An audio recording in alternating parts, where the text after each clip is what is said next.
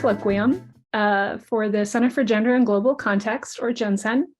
My name is Stephanie Nowen. I use she, her pronouns, and I am the director at the GenCen. And it is my pleasure to be introducing Dr. Camelia Suleiman for our talk this afternoon.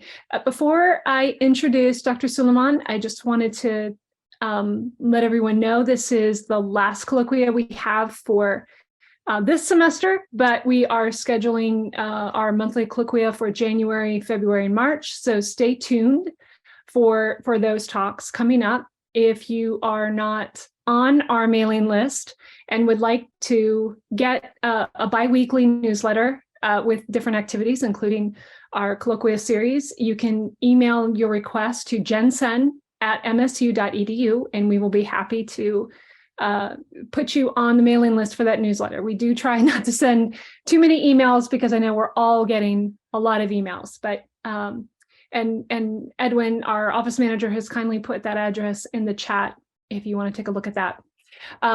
We do like to get information on who comes to our different activities and what value you got out of that. So after today, you will be sent a survey. Please fill out that survey. It's very short and really is quite helpful. We do use that information to guide our future decisions about programming. And of course, we present that to our dean to show value of our work.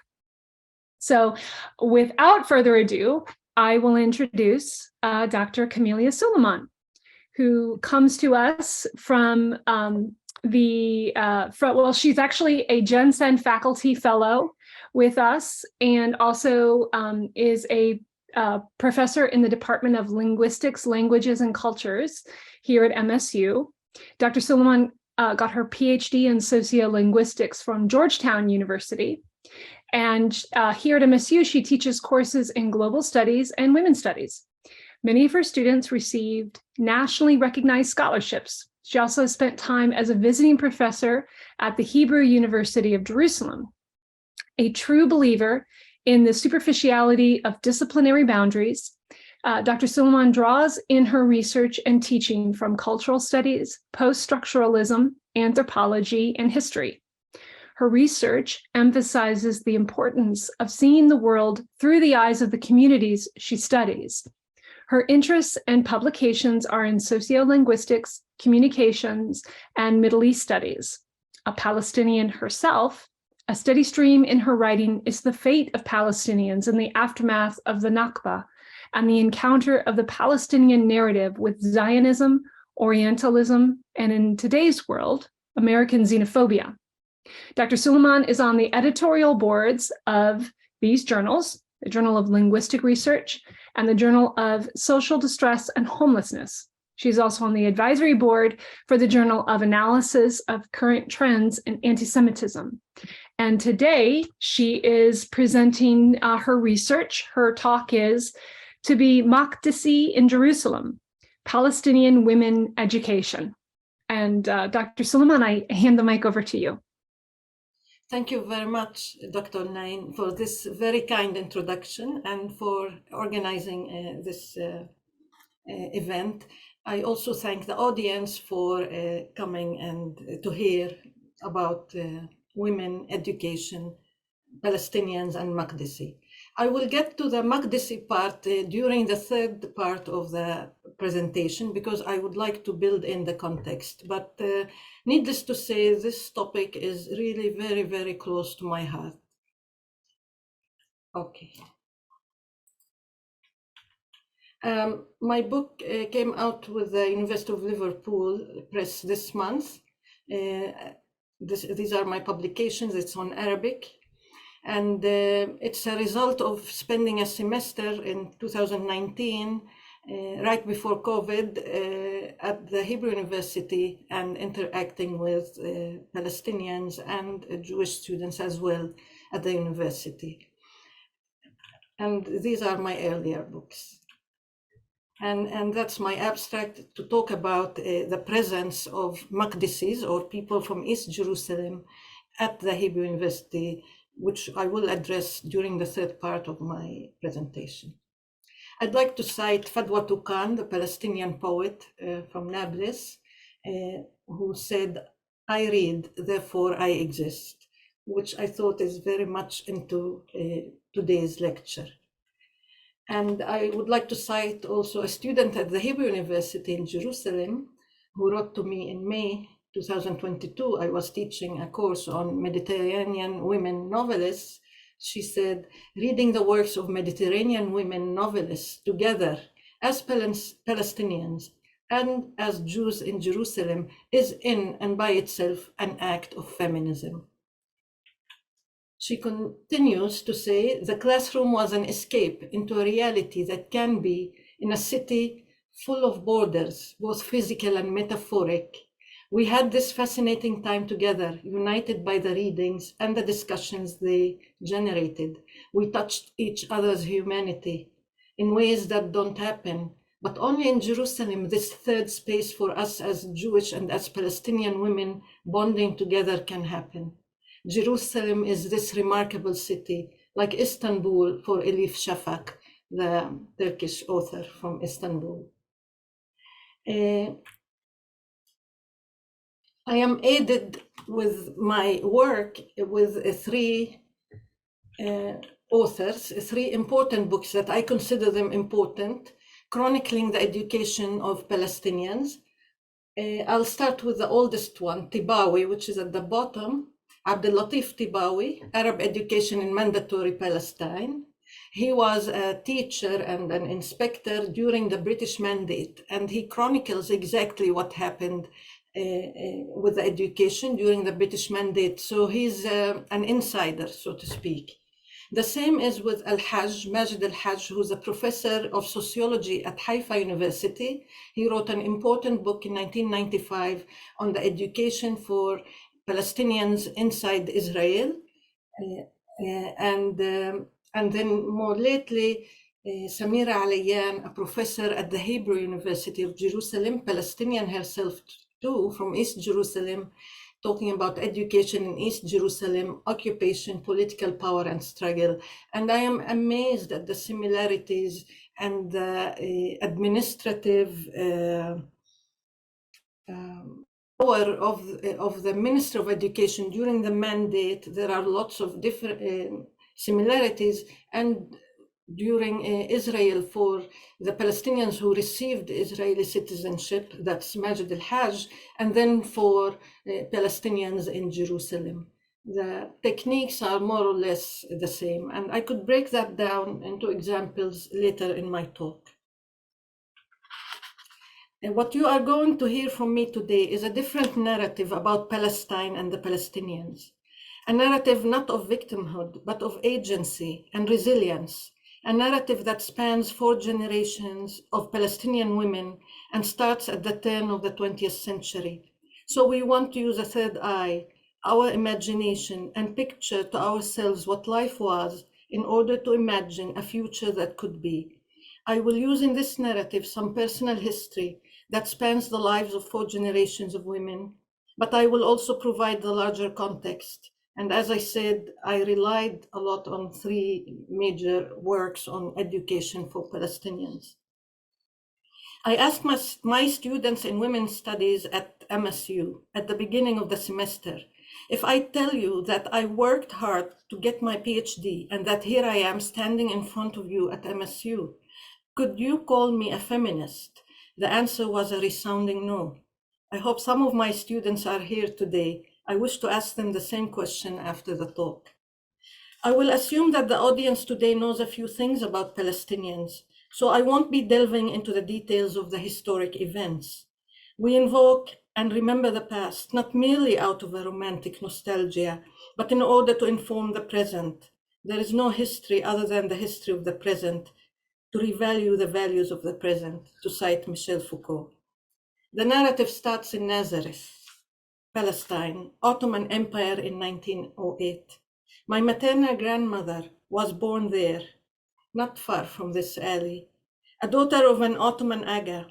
She was sent to an Anglican school in Nazareth, as befitting of a girl of her class at that time.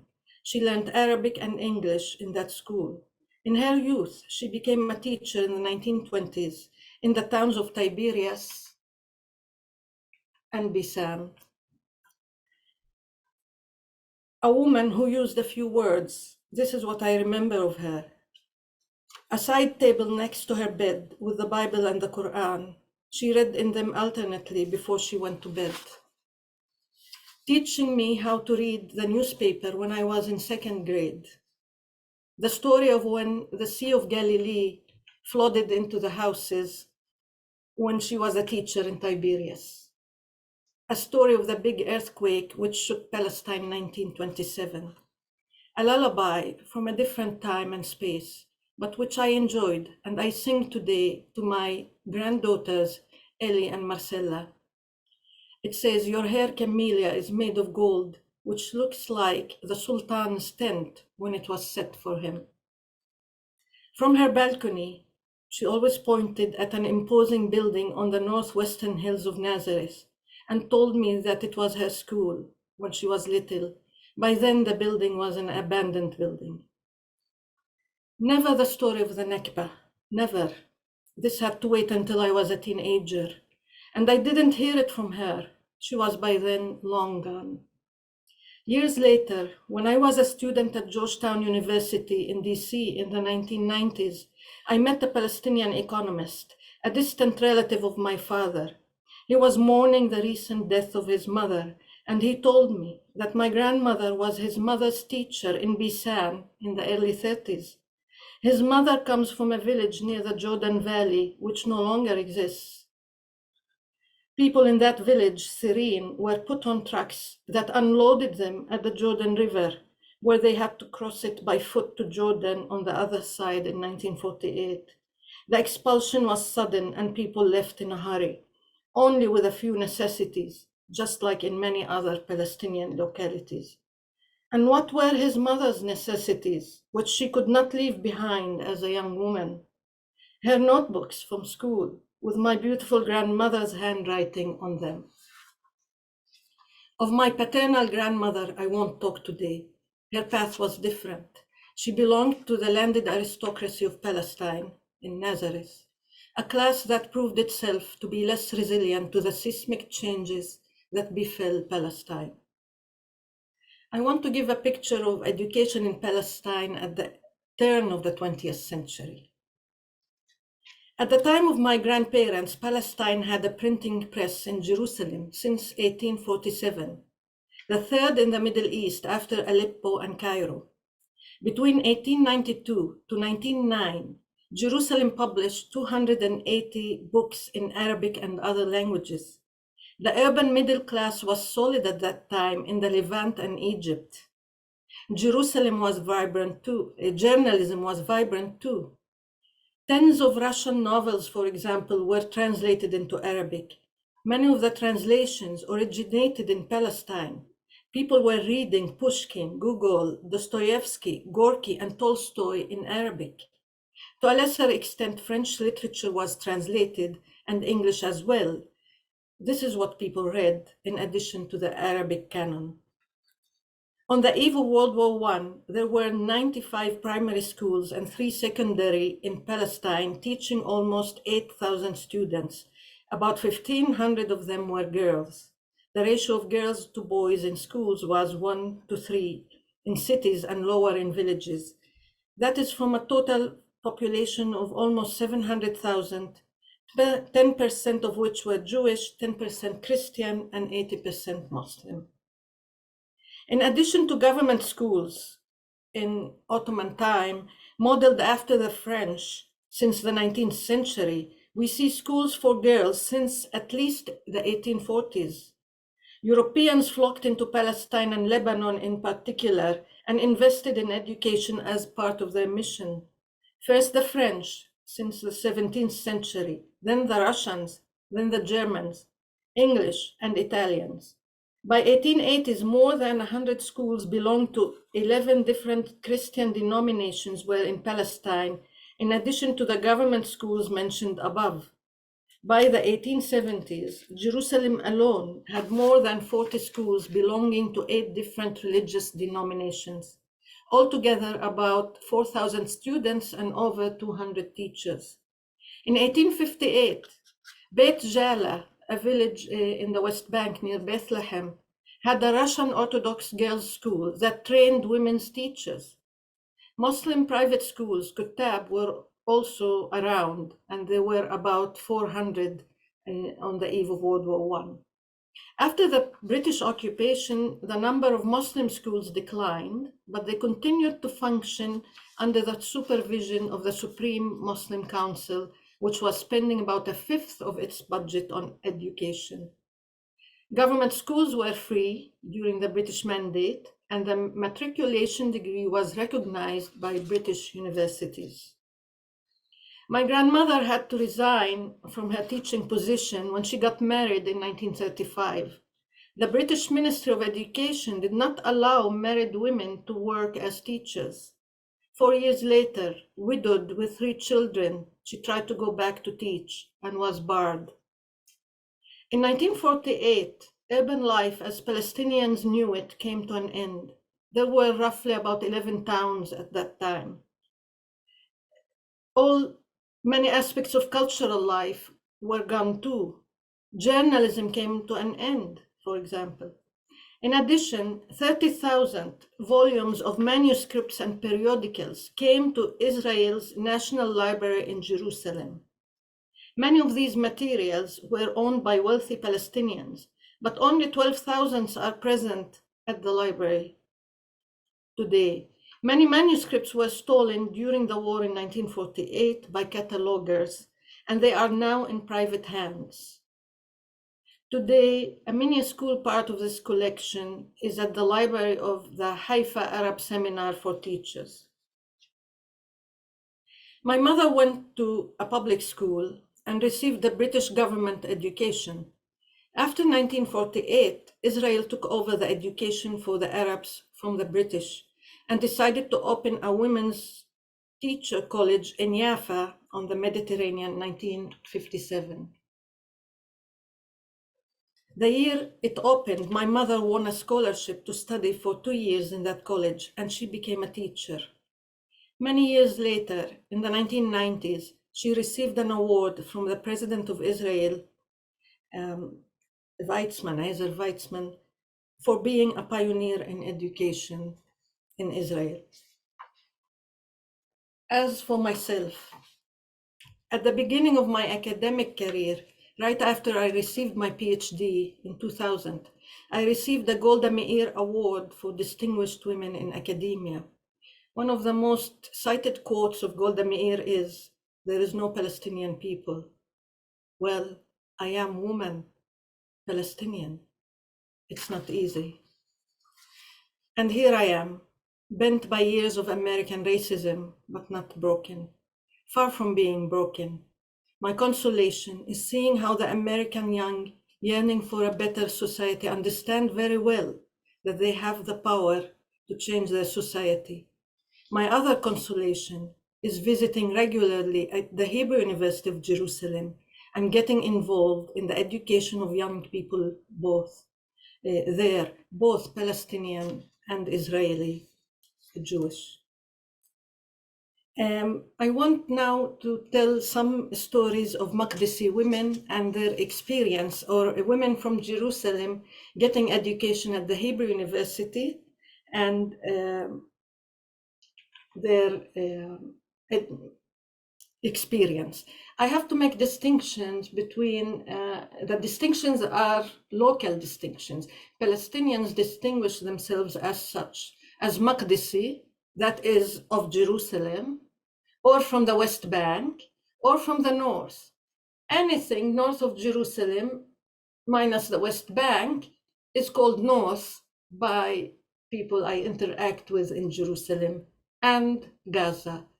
But these categories also are citizenship categories, because Palestinian experience is so fractured since 1948 that each one of them has a different citizenship status and different mobility, access to many resources, and different life experience, different consciousness. Gaza is sealed off, more or less, and left to its own. And most people don't have any sort of citizenship in Gaza. The north, that is basically Israel, Palestinians from Israel, in 1948, Palestinians who remained were given Israeli citizenship. So they're Israeli citizens. So they're referred to as the Northerners, even though they may not be particularly from the North. West Bank and East Jerusalem, they were part of Jordan for a while, so some of them were given Jordanian citizenship.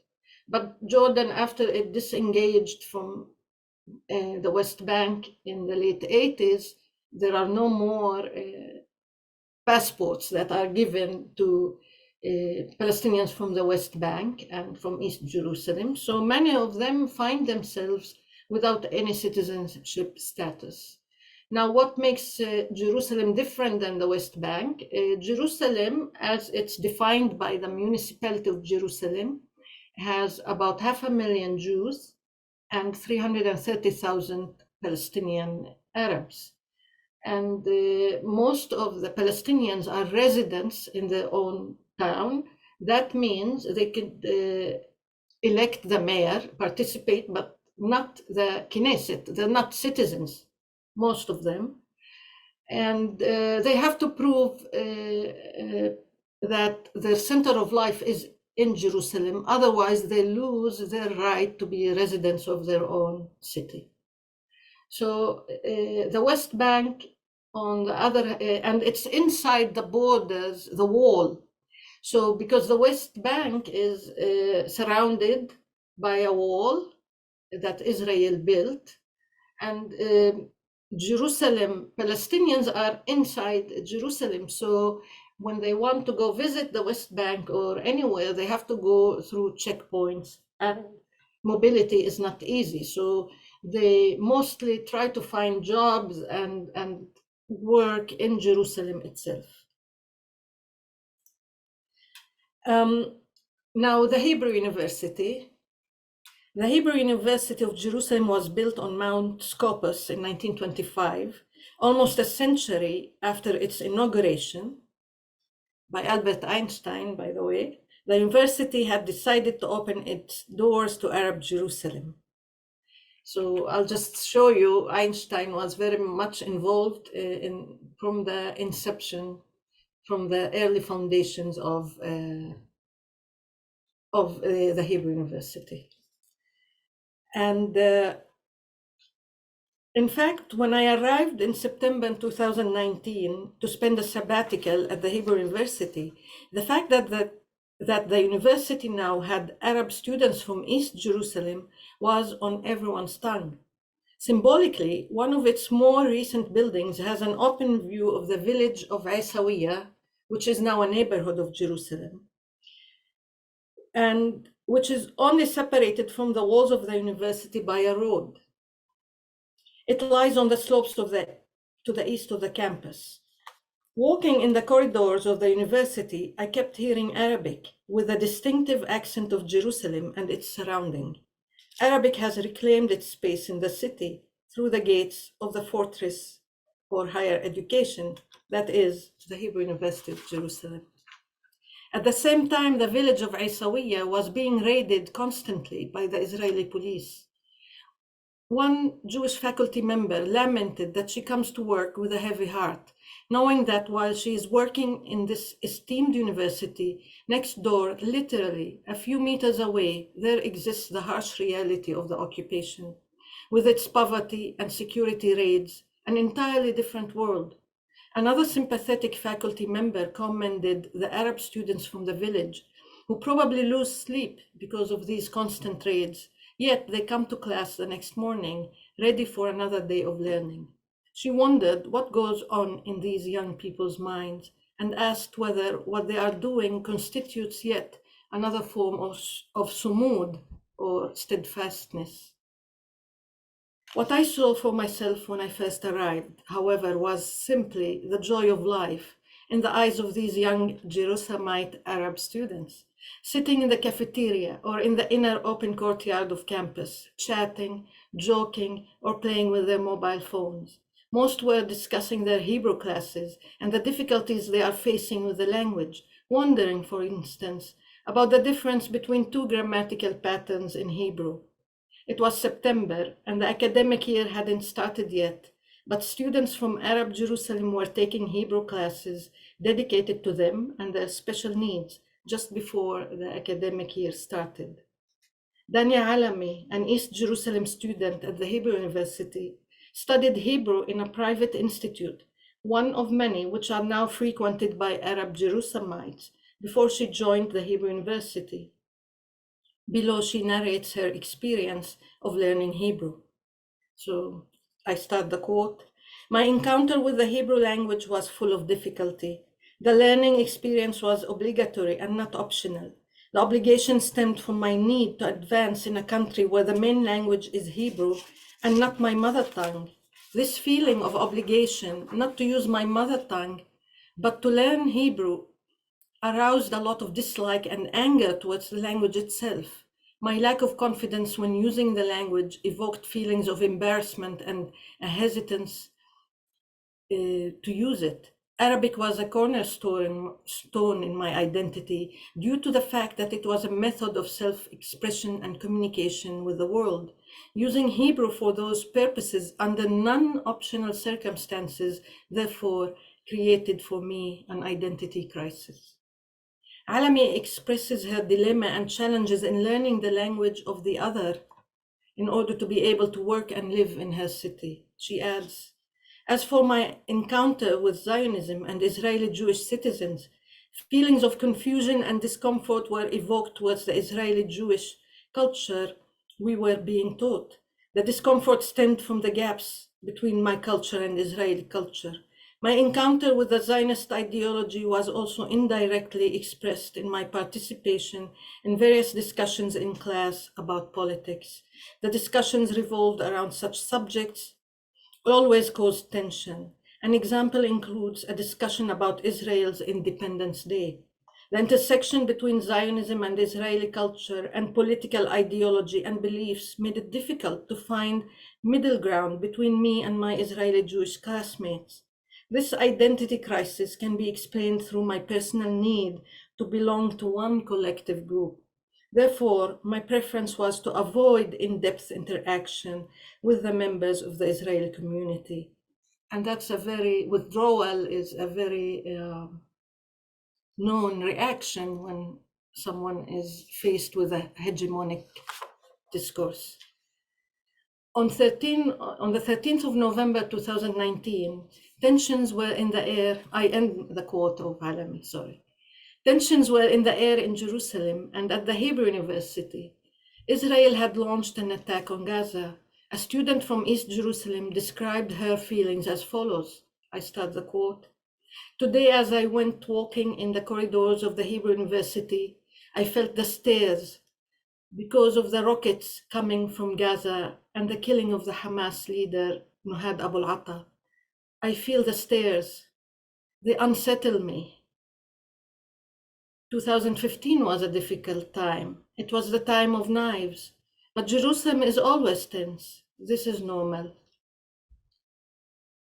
I want to share with you, this is, the Hebrew University now has Arabic everywhere.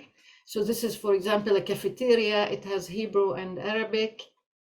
And this is, I took permission from students to take photos of their laptops because it's also part of their self-expression and it's amazing. And I wish it's more of an open conversation. I would ask the audience what they recognize, but I will say quickly, you see Frida Kalu, and Frida in Arabic, Farida means unique. It's also a female name, a woman's name, and it's a common name. And so it says, be unique today, a play on Frida Kalu's name. I see Mahmoud Darwish, the Palestinian poet, and a Palestinian woman in her traditional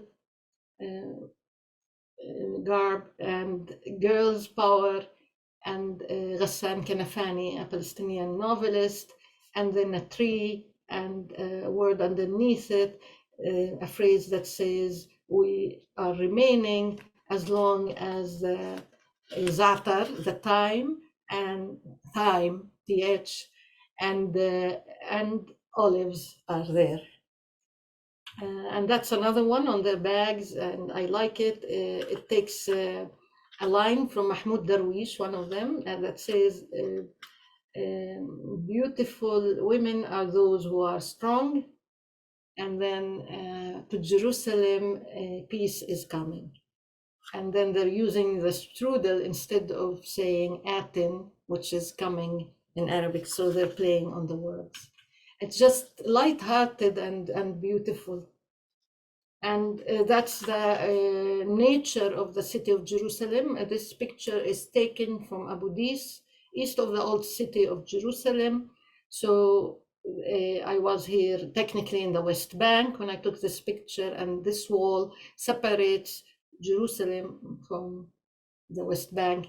Right there on this road, the university, Al-Quds University, is built. One of its campuses is there. I was visiting the campus.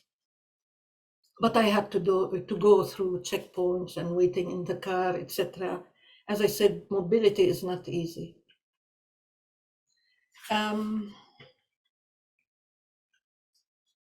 Now,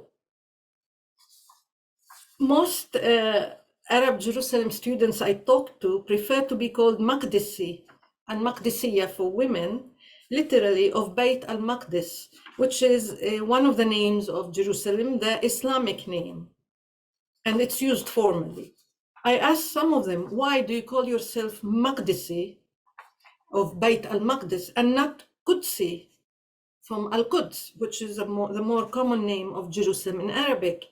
And they said Maqdisi gives a weight to Jerusalem. There's a historic weight, more than Qudsi. It makes us more unique. The answer did not surprise me, as Arab students from Jerusalem seem to want to shape their lives in ways their parents were possibly not able to. Now, I want to talk a little bit about faculty experience with the Palestinian students in Jerusalem.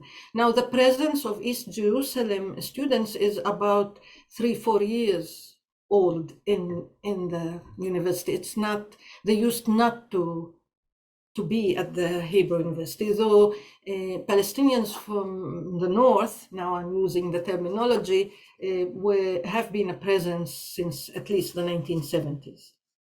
Of 1,000 10-year line faculty at the Hebrew University, less than 20 are Palestinian, mostly Palestinian Israelis with Israeli citizenship.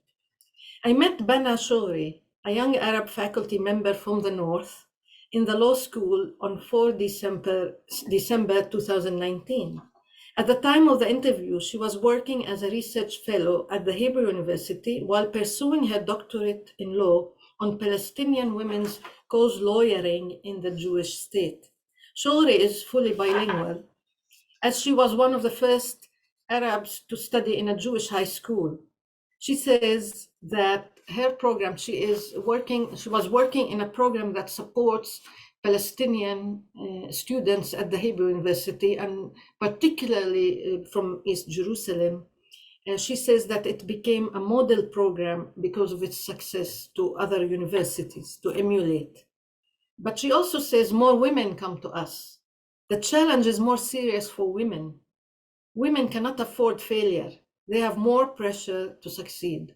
And in terms of ratios, of the Palestinian students at the Hebrew University, 70% are women, 30% are men.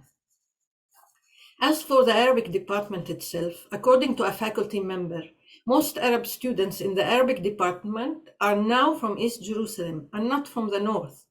First, with East Jerusalem students, mostly women in her Arabic grammar class, this professor told me, it was absurd for an Ashkenazi teacher to be teaching Arab students from East Jerusalem the grammar of their own language. I had to establish authority beyond doubt. I taught in Hebrew, as expected. That's the language of instruction at the Hebrew University, but with a lot of Arabic. Note that Arabic in the Arabic department is taught in the Hebrew language. Further, one member of the Faculty of Humanities noted that in the Department of Romance Languages, out of the 35 students in first year, 27 are Arabs from East Jerusalem, mostly women. This faculty member added that of the 50 Arab students in the first year of humanities, 32 are from Jerusalem. They also study Islamic civilization. She says, and I start the quote, "I am in a state of shock. These women want to study everything: sociology, Japanese, history, English literature, very diverse interests. Their consciousness is also diverse, but they all want this experience, namely of being students at the Hebrew University. They want to study because they say they want to work in Jerusalem, because the Hebrew University is one of the best in the world, and because it's interesting. It is a goal in and by itself. Many of them are first generation university students. Many also study international relations." End of quote. Most importantly, these students seem to see themselves as global citizens, while at the same time they are interested in getting a degree. This professor adds, I cite her again, "The new generation comes with a different conceptualization of education. Just like the Jewish students, volunteering and community engagement is important to them. The volunteer work is both global but also super local. The Hebrew University is a sort of a hub of uber pragmatism." Now, students from East Jerusalem, they come from schools that mostly don't teach Hebrew, but the language of instruction at the Hebrew University is Hebrew. So they take a preparatory year learning Hebrew and other things at the Hebrew University. And some of their teachers are Palestinians, mostly from the north. So one of their teachers is telling me, "I came from the north to study here. Jerusalem society was unknown to me." It means Jerusalem Palestinian society, even though she's Palestinian. "I studied sociology and education. I have worked here for 14 years. I can see rapid changes now. The governments, they in the government are working on Israelization in Jerusalem. But at the same time, there are lots of Palestinian cultural activities to help situate the identity of the young." Two currents at the same time. One says, "We want learning. It is a weapon." And the other is how to preserve our identity. Parents are not too convinced about the Bagrut. Bagrut is the Israeli matriculation exam at the end of high school. The Palestinians have their own, it's called Tawjihi. It's modeled after the Jordanian, but it is the Palestinian Authority in the 1990s developed it. So many of these students are not studying the Bagrut, but even though some schools in Arab Jerusalem offer it, but they're not convinced. And even during the Friday sermon in Sur Bahar, it's a village, it's now a neighborhood of Jerusalem, the Sheikh was telling people that it is not legal, shar'an, to study the Bagrut. They took all the books and burned them. Nobody knows what the results of these struggles will be, but the budgets are huge. Another teacher told me, "I worked at the Ministry of Education for 8 years. It was very hard. I left. There are principles the ministry is trying to impose, but the schools want to assert their Palestinian identity." So that's what's happening, and it was also talked about a lot when I was there, that the municipality of Jerusalem is trying to put the schools of East Jerusalem under Israeli curriculum, that is the Bagrut. And they're giving the schools a lot of money, schools who agree to do that. So it is a struggle. And this teacher tells me, she's also from the north, she continues, "This is very different from the north, where she comes from. At first, the northerners wanted to be Israeli. Today, they want to be a recognized minority. But Jerusalem also has its symbolism. We are in a difficult situation." They, meaning the preparatory school at the Hebrew University, they asked them to go to Yad Vashem, the Holocaust Museum. "It is difficult for these students who face checkpoints every day. And now there is the Chavatzelet program for the security forces. They study at the Hebrew University. These security forces students sit side by side in the classroom with Palestinians from Jerusalem. Where is this going? I end the quote. I interviewed the director of the preparatory school. It's called the Rothberg School. And the Palestinian program the program made for Palestinian students is called Sadara, or the Front. He tells me it is the program for East Jerusalem. So in 2019, it has 410 students out of a total of 465 of East Jerusalem. A few were able not to need this preparatory year. East Jerusalem students, 1,000 students enrolled for the preparatory, for the Rothberg school, and 550 were accepted, out of which 465 students are attending the university. Now, 1,000 students applied out of 3,000 students Palestinians that graduated from high schools in East Jerusalem in 2019. He tells me two reasons why they come to the Hebrew University. The first is that men start working, as to why the 2/3 are women and men are a minority who come to the Hebrew University. He says, the first is that men start working and earning money. Women have it better, sababa, no responsibility towards preparing for a family. The second reason is that men go to Nablus, Jordan, or abroad. For women, this is next door. And everything is free. The money has come from the Council for Higher Education for the past 5 years. Everything is open for them, all faculties.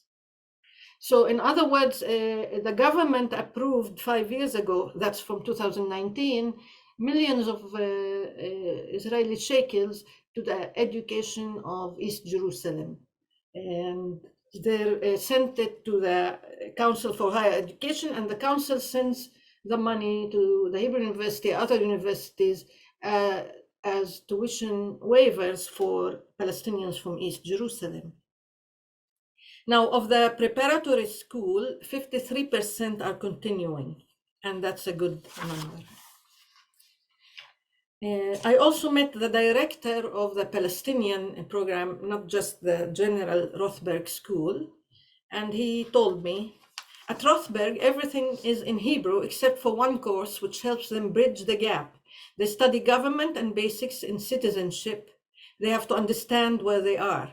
We take them to the Knesset. So they start their studies the following year with some knowledge as to their context. And I want to add, but they're not citizens. We have to remember that. Or most of them are not. I continue with the quote. We take them on excursions to the Supreme Court and the Museum of Israel, also to Yad Vashem. We don't oblige them to go to Yad Vashem, but they come. At the Museum of Israel, we focus on Islamic art. For some of them, it is their first trip to a museum.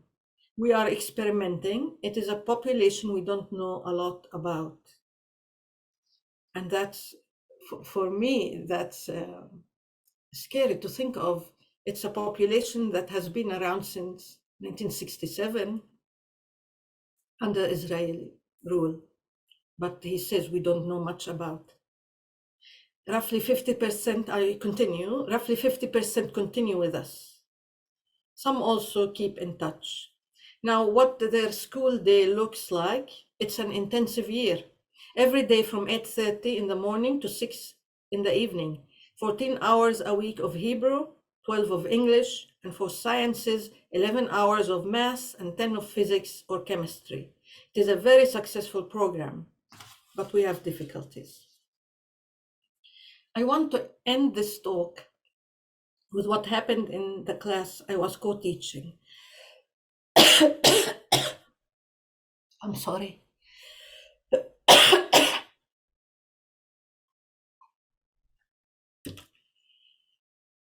In 2021, I was co-teaching a class, and then I taught it by myself in 2022. We read literature of women from around the Mediterranean.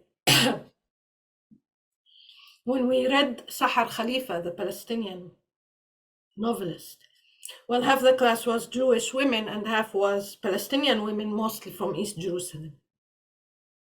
When we read Sahar Khalifa, students rose from their chairs and hugged each other. It was a magical moment.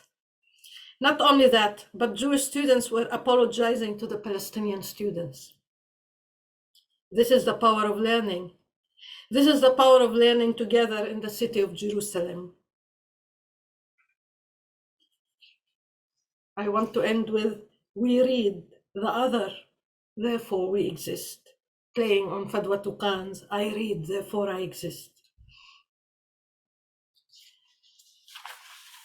And lastly, I would like to cite Judith Butler in relation to Israel-Palestine. She says, I was taught a lot, but you can unteach yourself. I also want to end with Paulo Freire, the pedagogy of the oppressed and the critical consciousness.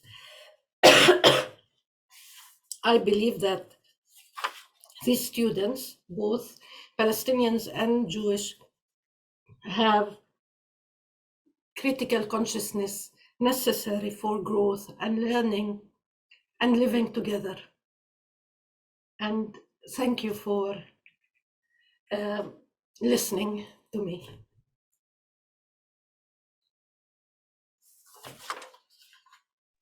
Thank you so much, Dr. Suleiman. Really very moving presentation. So I will open it up now to questions. If you want to put a question in the Q&A or the chat, I will be happy to read it. If you would like to, raise your hand, I will keep an eye on the hand raising and can call on you and unmute you so that you can ask your question yourself.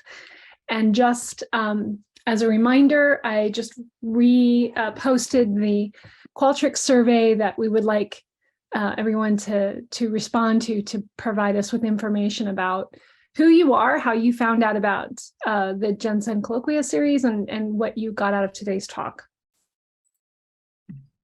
Okay, so Mohammed Khalil said, no question. I just wanted to say many thanks for a very interesting presentation. Thank you, Muhammad, and I appreciate your support and the program's support. And Zian Sang also posted, thank you, Camelia, for your enlightening and moving presentation. Thank you, Selan. Thank you for coming. And then Mark Bernstein first says, beautiful presentation. Would Professor Suleiman be able to tell us more about the students who enrolled in her classes at Hebrew University? What brought them there? Yes, Mark, thank you for, first of all, coming to the presentation, but it is seemingly an easy question, but it's not easy because I was asking that question. Why are you here at the Hebrew University? At a macro level, Jerusalem now, Arabs and Palestinians in Jerusalem, their mobility outside of Jerusalem is very difficult. So they have to work and they have to study in Jerusalem. For more than 50 years, they didn't learn Hebrew, and now they're learning Hebrew. Women in Jerusalem, Palestinian women, are one of the lowest rates of employment, and they're underemployed or unemployed, and that has not much to do with their education as it is with opportunity for work, because when they don't know Hebrew, they can't find jobs that are suitable for their education. So they're generally underemployed. And they see the Hebrew University as an opportunity because it's one of the best in the world, as they say themselves. They're aware of that. And it's a wonderful opportunity for them, and also to remain in the city. And they emphasize that. They say, we don't want to be anywhere else. And if it means we learn Hebrew and we get our education at the Hebrew University, that's fine. Now, poverty in Jerusalem also, the Arab Palestinians are much poorer because of the, again, underemployment, unemployment. So I want to just show you This map is the dark green is Palestinians, and the light green generally Jewish. And or am I doing it differently? No, I think the dark green is Jewish.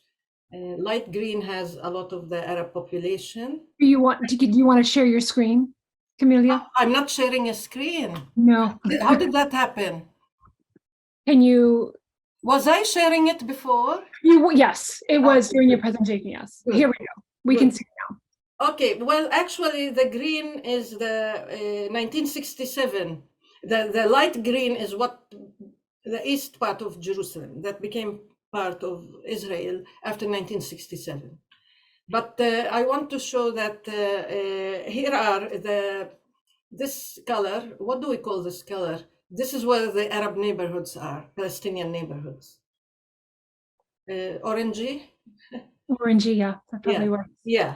So this is where they're concentrated in the map of Jerusalem. And here, this one is about students. So we want to look at students in Jerusalem. This is the number, the bottom line to your right, the orange and brownish Palestinians. And then the green is Jewish religious. And then this is secular Jewish, the upper one. Now, I won't say the other one is not relevant to us, the other map. Here is the population by age. Red is Jewish, orange is Arab, Palestinian. And as you see, it's very young. The population is really young in Jerusalem, demographically speaking. And here is poverty. Red is Jewish and orange is Arab. And this is the one to the right is children, poor children. You see the discrepancy between Arabs and Jews, and then by individual, and then by family. So that's a big issue as well. Mm-hmm. So now to go back to Mark's question, I'm not sure. I digressed because I needed to give some context. And the university gives them as I said, the Council for Higher Education gives the university the tuition for these students because they're poor relative to Jewish students. So they're helping them with tuition. Great, thank you. Zeylan followed up with a question. Could you talk a bit about the male students you might have taught at Hebrew University? Yes, male students much less presence because they go to others. They'll walk through checkpoints. They'll travel. In general, Jerusalem is a conservative city, whether it's Jewish or Arab. But the male are as serious as the female students, I would say, and have a purpose. But as one faculty told me of law, Bana Shogri, women have more to lose, Palestinian women. Like if they fail, they can't allow failure. They have a lot to lose, being women and being, in the citizenship state that they are in.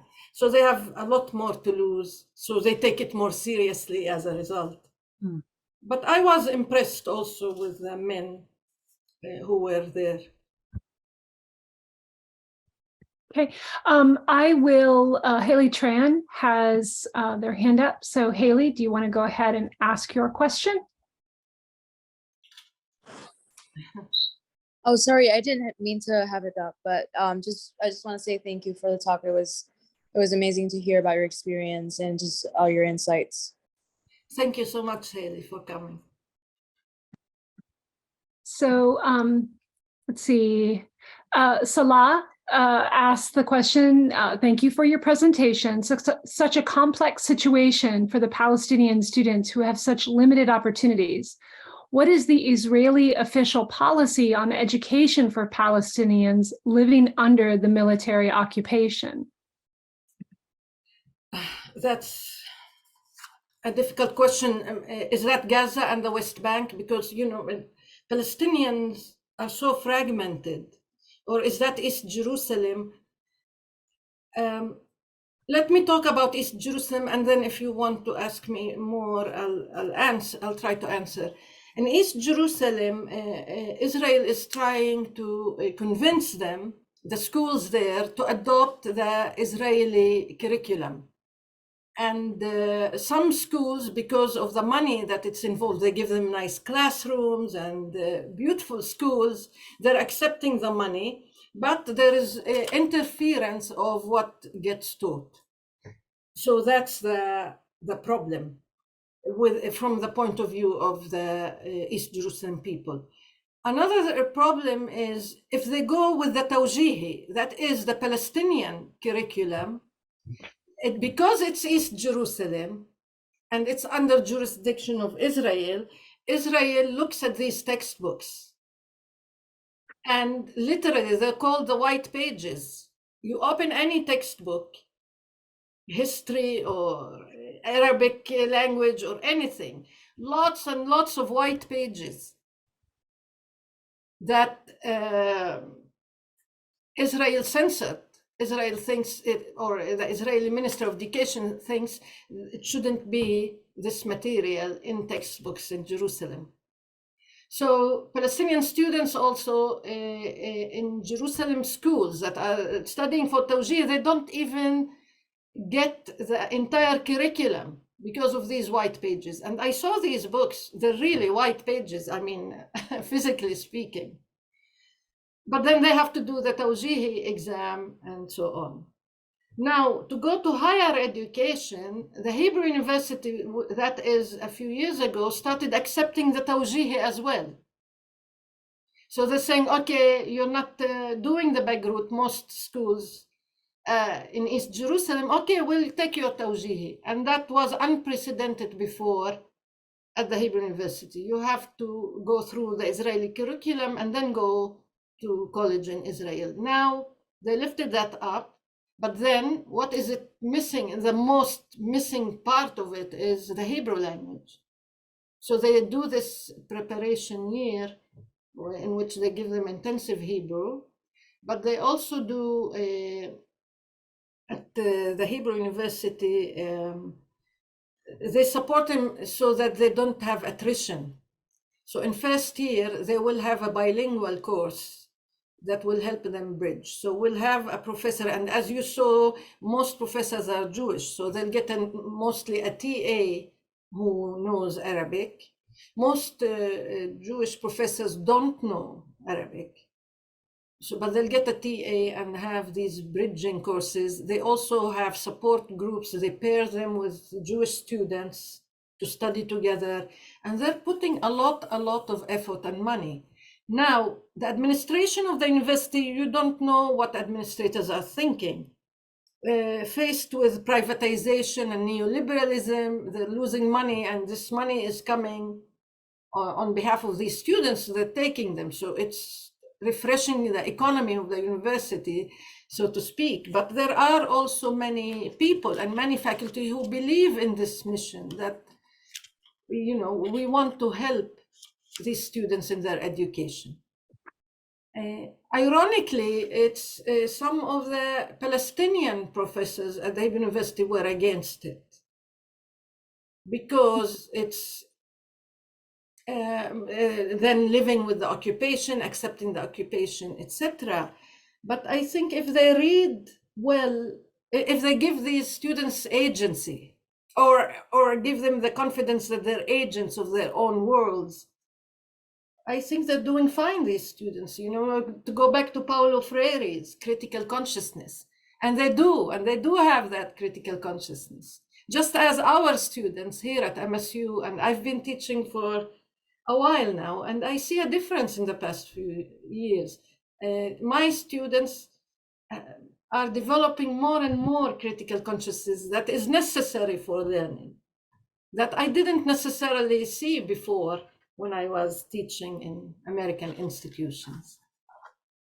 And Salah had followed up about West Bank. Do you have any information about students from the West Bank enrolling in Hebrew University?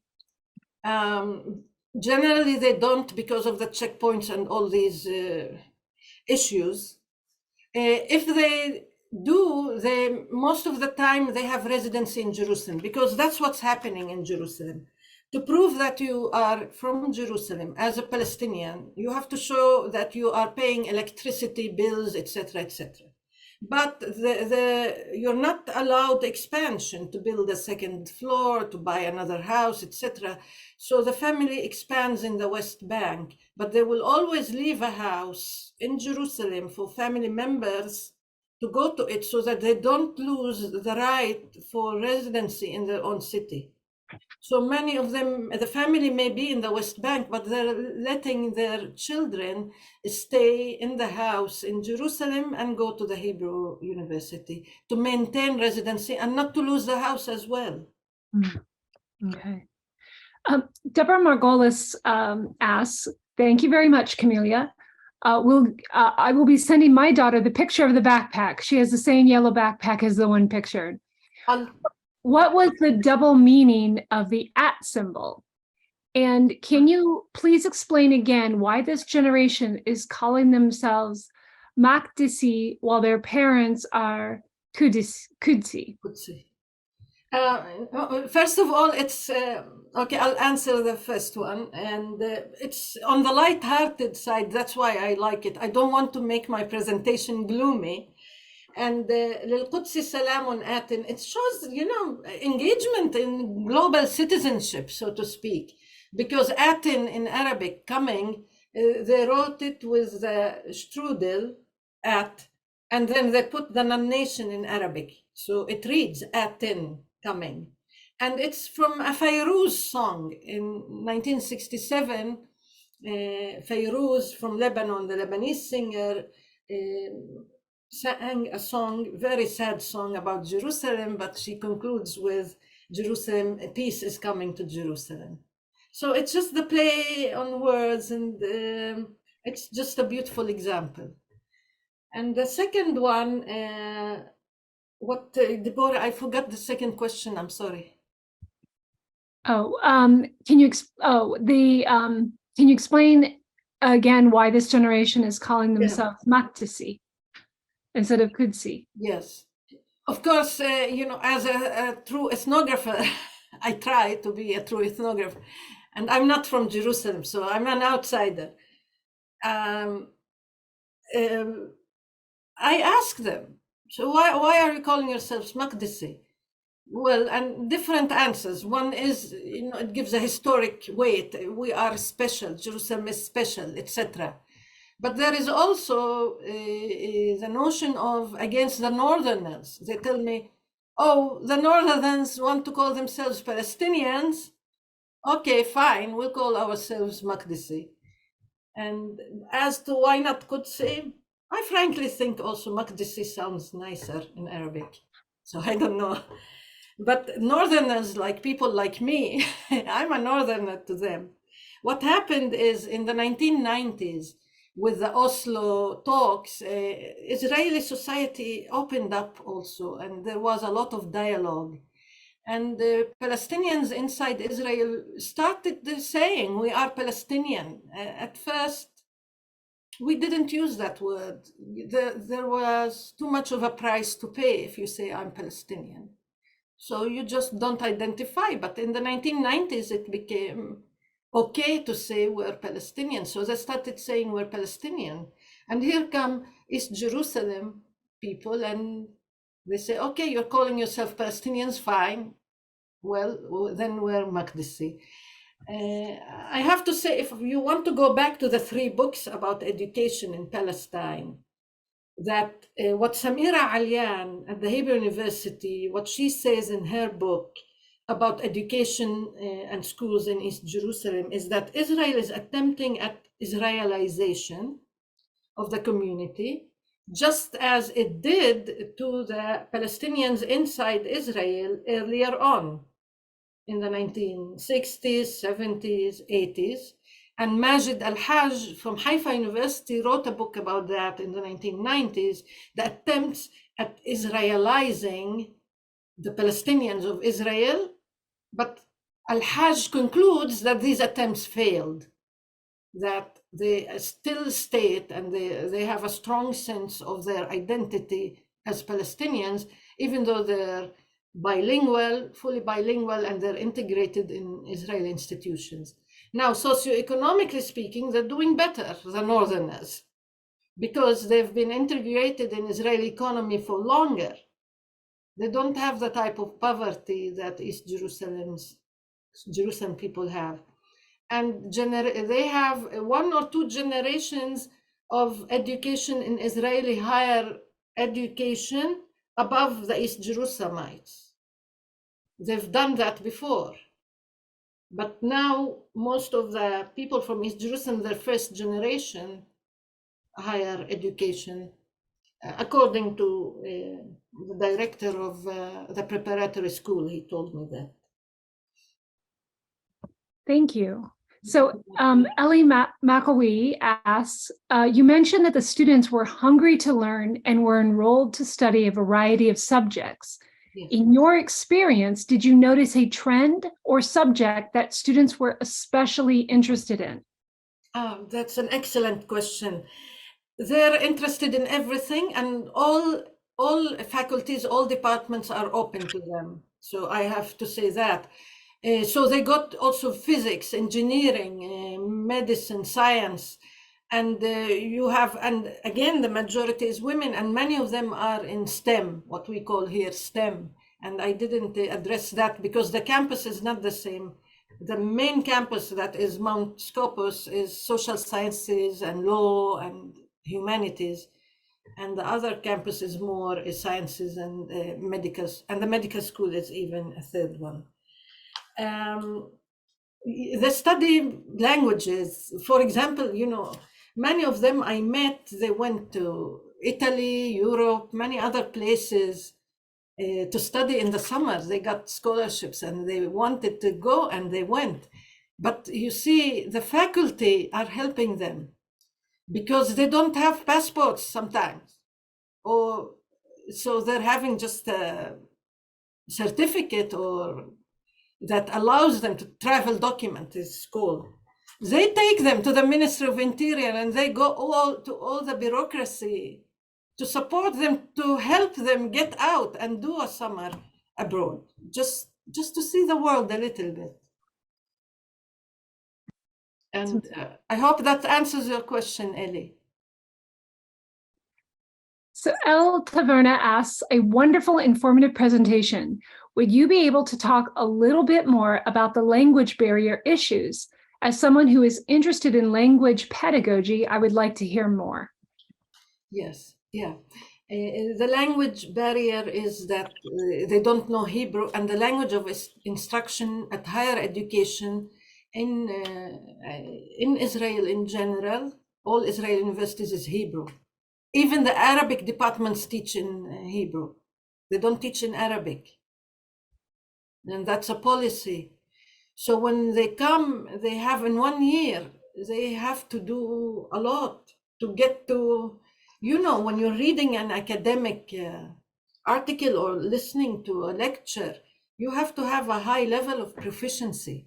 So it's putting a lot of pressure on them in terms of learning the language, but there is also the ambivalence towards Hebrew. It's like, they see themselves as occupied by Israel, no rights, no civic rights, no access to civic rights, and yet they're learning the language. And it's very hard on them, very hard. Yeah, I remember when you brought over, was it the dean or Yes. associate chancellor who was telling us about how the students are given 1 year to learn Hebrew, and it's intensive, but I was amazed that in 1 year they could get them prepared enough to succeed in at the university level. it's not enough, but it initiates them, because Hebrew is also a cognate language. So they're not. It's not like they're studying. It's really close to Arabic. So they have that. The learning curve would be faster, but it's still it should take about 7 years to be near fluent. We know that, and research is telling us if you're an Arabic speaker, this is how much it's going to take. There's research about that. Now, I'm glad you bring the example of the vice president of the Hebrew University, and she's vice president for strategy and for DI, and she's the first Palestinian Arab to be a vice president at the Hebrew University. Now, she's from Haifa. So she went through education through Israeli institutions all of her life, and she's fully fluent in Hebrew. And but she's dedicated really to the success of these students and other students. I have to say Haifa is also a unique case in Israel. It's the only city, and it's a Mediterranean city, and it's very beautiful. I'm biased towards Haifa. Here is Haifa, see on Carmel Mountain. It's binational. So they live a binational reality. That it's both Palestinian and Jewish, and you hear Arabic everywhere. And it's in general, it is very good relations in the city. It's a middle class that emerged in the city in the 1980s, 90s, and 2000s. Before that, Haifa, before 1948, the Palestinians of Haifa ended up in refugee camps in Lebanon or in Gaza. But then there are internal refugees inside the borders of Israel after 48. Many villages that were demolished, people came to Haifa. Or so a new Palestinian presence happened in Haifa, but it is not the original people who left their houses, left their homes in Haifa in 1948. So I'm going to go back to Mark Bernstein, who had kind of asked a follow-up question to his first question about students enrolled in your courses. He said, I was more interested specifically on why they take her course. So can you speak to why students were interested in taking your particular course that you taught? Okay, thanks, Mark. This is a great question. First of all, I spent a sabbatical there recently. So I was a fact on the ground. I was there and I interacted with students because many faculty members and chairs asked me to help because there aren't enough Arabic speaking faculty at the Hebrew University. So I was helping, and they gave me a nice office and all of that. And I was mentoring students officially and unofficially. And then the idea emerged, how about you come in the spring and teach? And of course, we had to postpone it a year because of COVID. Now, the calendar in Israeli universities, the spring semester ends in June. It starts in February, ends in June. So I'm able to teach an intensive course between mid-May to the end of June. And that's what I did. 2 graduate courses, seminars, one in the humanities about women novelists around the Mediterranean, and one is actually post-structures theories in the communications department. Now, why they come to me? Because I allow any language they want in the classroom. And I say language is not, we don't want to consider language an obstacle, on the contrary. So students shift in and out of Arabic, Hebrew, and English all the time. And then reading materials, I made the effort, and I spent a lot of time actually photocopying in languages that I try to find things in Arabic, Hebrew, and English in order to teach them. And sometimes it's very difficult, but I did that. What I also did with the novels, like the first chapter or two from every novel around the Mediterranean, I put the original language plus Hebrew, Arabic, English when they're found. So students had an array of languages to read in, and their papers were in any language they wanted, assuming I know how to read it. So That is amazing. yeah, it's a lot of work, but it was worth it. It was worth it.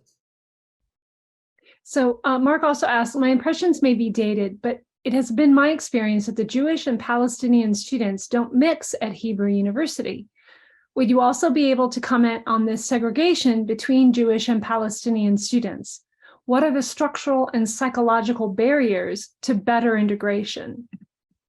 Yes, it's first of all, that's another great question. There is the immediate happening, like if there's a raid on Gaza, the campus is very tense, or if there is something going on. And I cited a student saying that she feels the stares of other students. But again, at the day-to-day level, in more normal days, the administration is doing its best to integrate them, to do pairing Jewish and Palestinian students, and encourage them to be together, also events. And since Muna became vice president, they take days off for Christmas and for the Eid after Ramadan. They take a day or two off. And they had the Christmas decorations when I was there. And this all is new, you know, we used not to see these things. So, and Arabic signs. And the students tell me that the symbolic presence of Arabic is very important to them. Of course, you know, they're reading the Hebrew sign, but to see all the Arabic is a different feeling. And it helps integrate both together. Tension is there, but there is also the good side of humanity, so to speak. Right. Yeah. I'll read you quickly to some other comments that are in the Q&A. Manu Sidhu wrote, thank you, Dr. Suleiman, for the amazing presentation. It was very eye-opening. Isabella Martins wrote, thank you, Professor Suleiman. This was a very informative and moving lecture. And Abby Locke wrote, no question here, but as a student in Dr. Suleiman's Women's Studies class, this was a wonderful way to further understand about the topics we have been discussing in class. Thank you, Professor. I appreciate that. Thank you for coming.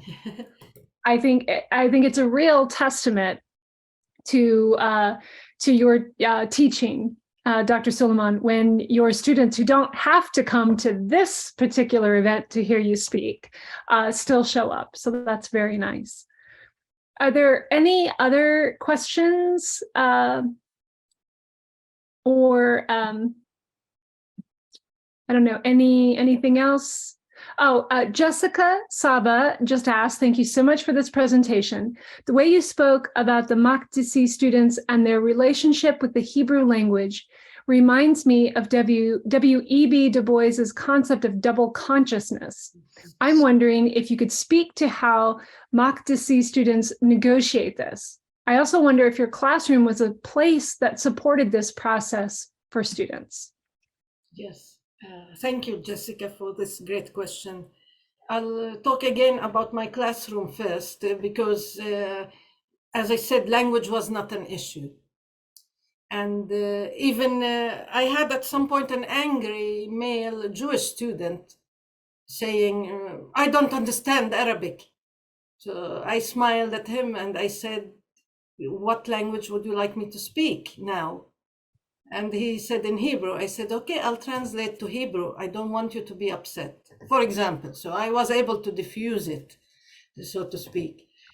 And it's not so it's a non-issue. I really make a point of it is a non-issue, but the double consciousness You're asking a difficult question, Jessica, because I feel it too, because I am fully bilingual. Mark, do you think I'm fully bilingual? And I experience a double consciousness, like with the Golda Meir Award. On the one hand, I'm happy to be recognized. Everyone wants recognition. Everyone wants to feel their achievement is noticed. At the same time, Golda Meir, she's known for saying there is no such a thing as a Palestinian people. She was a prime minister of Israel, for those students who don't know who she was. So it's a very difficult question, Jessica. I don't know if I have an answer, but yes, but what I get out of what you're asking is I need to have more conversations in depth with Palestinian students at the Hebrew University about that. Are there any other questions? Or if someone wants to raise their hand, I'll happily unmute you.